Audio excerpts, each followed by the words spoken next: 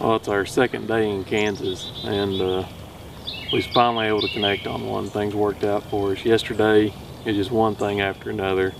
One of the properties that we killed half our birds on last year, for whatever reason, the family decided that they got mad at the people that let us hunt it. So anyhow, we ended up losing that property. But luckily, we found this new one, and just got lucky, you know.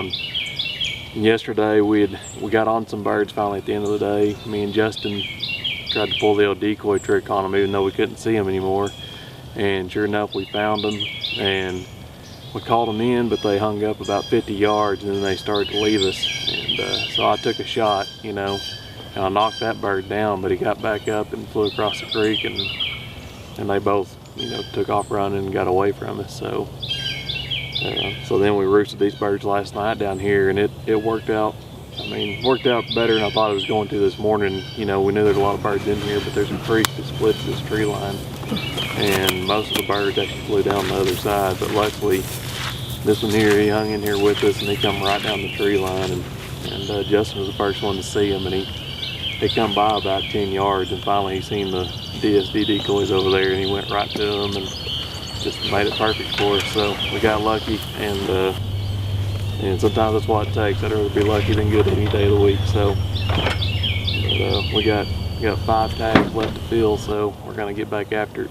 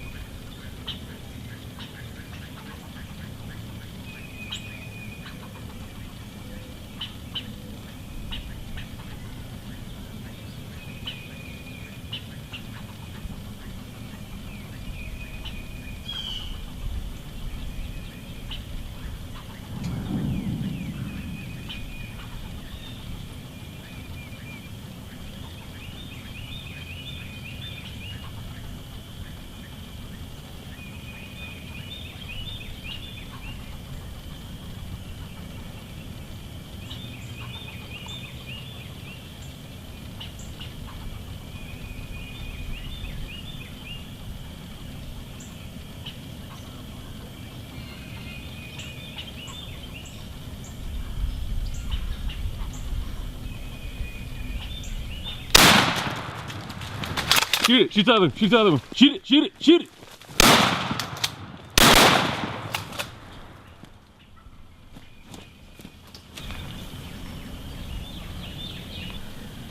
It's day 2 in Kansas, and we were able to bag bird number 2, my first one this year. It had a great hunt. It was almost picture perfect. It's about 2 hours after Robert was able to kill his first one this morning. We decided to come on the other side of the creek from where Robert killed his. And we heard some birds here last night whenever we were roosting, and we decided to just walk in here and call and see if we could hear anything. And sure enough, Robert got one fired up, and we were able to set up real quick because it was very close to us.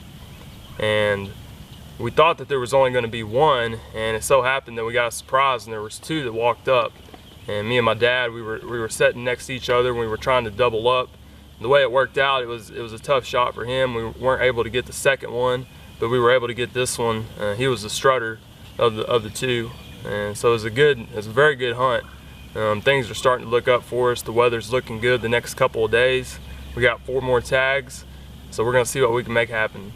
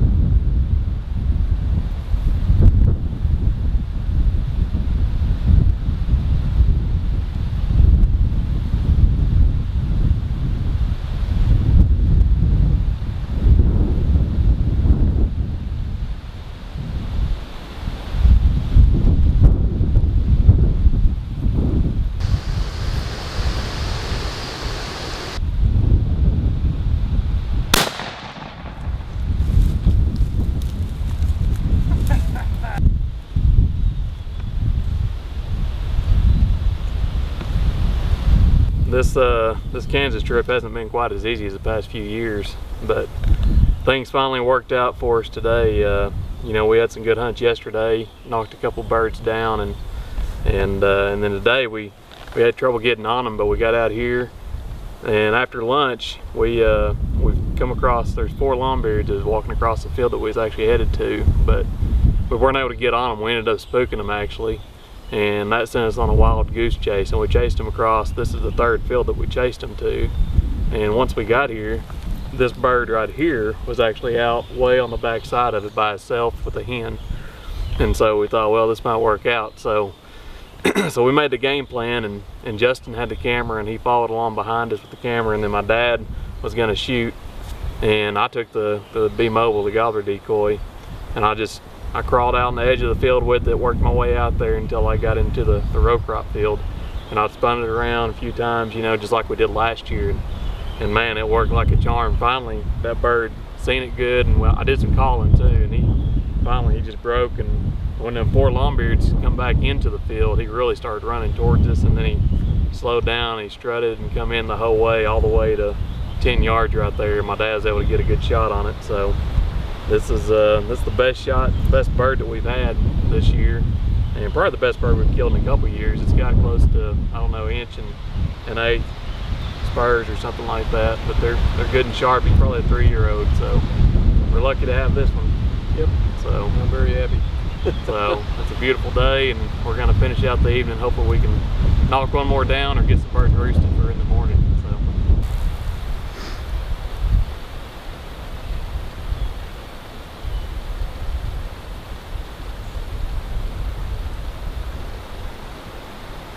Yeah, they're both longbeards. They're both.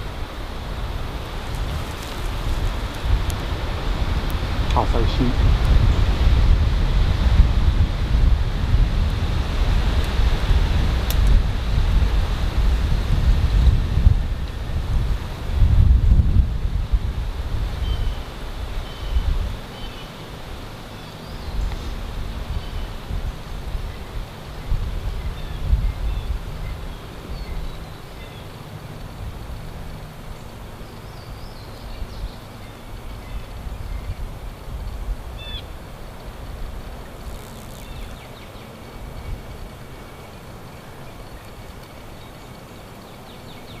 Shoot. Woo! All right. That's the way to do it, boys. Good job. Did we get it? Yeah. That's what I'm talking about, bro.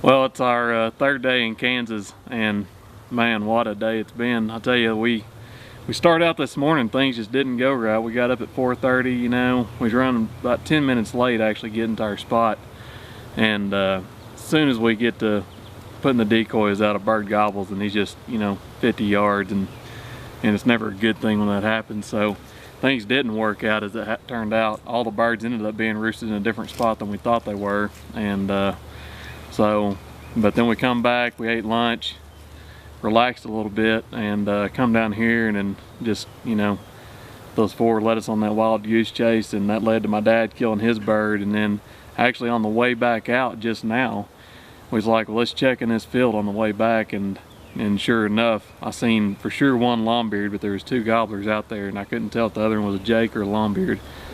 And so we decided to put the B-Mobile back together and try the old gobbler trick one more time. And good thing we did, because Justin crawled out into the edge of the field there, and man, once they saw you, they just went ahead and started coming this way. They weren't in a big hurry, but they just started walking. Yeah, it wasn't no time. Once I crawled out in the field, didn't even have to crawl that far, and these turkeys were far out, but man, they came in quick. You know, I saw them, they were paying attention to it, and I gave it a little shake. And as soon as I started shaking that B-Mobile, wasn't no time, those things started running in at us. And it was the first time that me and Roberts had the chance to double up. Yeah. And it was an amazing hunt. Good experience. Oh yeah, it was awesome.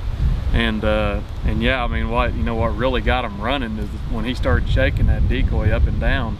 They actually thought that that the gobbler decoy was running to them, and so they started running at it automatically once he started doing it. And I mean, it was awesome. They come in, they got into about, I don't know, 15 yards, and I said shoot them, and we smoked them both. So they're both really good birds. All three of them are good birds. These are the best birds we've killed up here so far, and they're all 3-4-year-old birds. They got great hooks on them.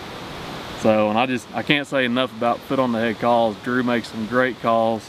Right there is actually a glass call right there under OBB there on the stump, and it's just a beautiful call. It sounds great. And his diaphragm calls, the one I've been using today is the Samson call, and I've been grabbing their attention. We crawl out in the field with this gobbler decoy, and then I get to call him, you know, make them think there's some hens over there at that gobbler, and then they just can't stand it. They gotta come over there and whoop OB and try to take over his hens. So anyhow, I hope you guys enjoyed the hunt, and we're gonna head back to the cabin, relax tonight, and we're gonna get ready to have a good hunt in the morning. So it should be exciting and a fun finish. We got one bird left to kill.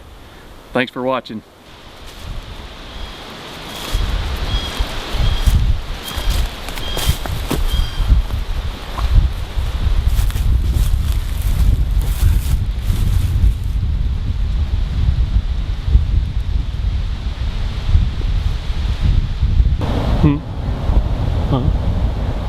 Yeah, go on, dude.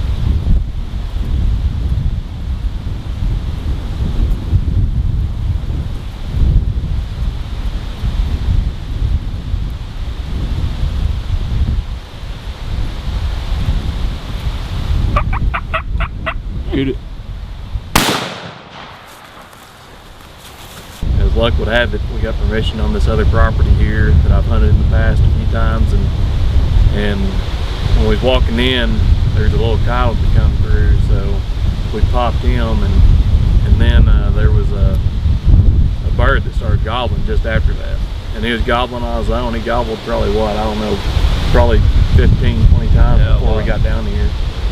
And so anyhow, so we slipped around on him, and we actually thought he was all the way at the back of this field, and so we're slipping around, and we get down here in this bottom, and we notice that he sounds like he's back over to this end now, and so complete opposite end of the field from where he was when we first heard him. And as I was slipping up to the field edge, luckily he gobbles and I see him out there in the middle of this first field. So thank goodness he didn't see us. We're in the shadows doing this timber. There's a lot of brush in here, and so we got to sit down real quick, and my dad had to ease up and sit down at that tree, and the rest is history. As soon as we started calling to him, and he gobbled every time, and he come in on a string. It was perfect. So he walked up and shot him at, I don't know, 7 yards. Yeah, close. Pretty close. So a good hunt, good end of the trip. So thanks for watching. We hope you guys enjoyed it. We'll catch you on the next one. Thank Lord it never came to that. With arms around each other's backs, they said. The army